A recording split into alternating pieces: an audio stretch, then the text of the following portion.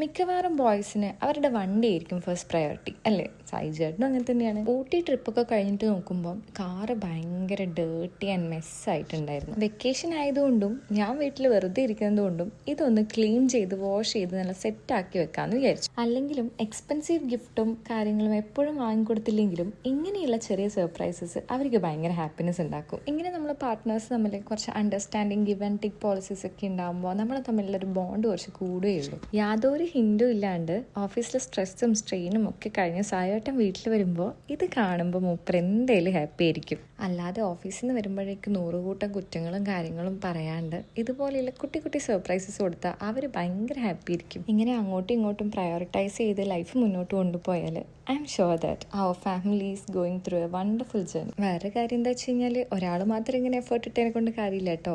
Other സൈഡിലുള്ള ആളും ഇതേപോലെ അങ്ങോട്ടും ഇങ്ങോട്ടും ഹെൽപ്പ് ചെയ്യാനുള്ള മെൻറ്റാലിറ്റി ഉണ്ടാവണം. അങ്ങനെ ഞാൻ നമ്മുടെ കാറൊക്കെ കഴുകി നല്ല സുന്ദര കുട്ടപ്പനാക്കി വെച്ചിട്ടുണ്ട്.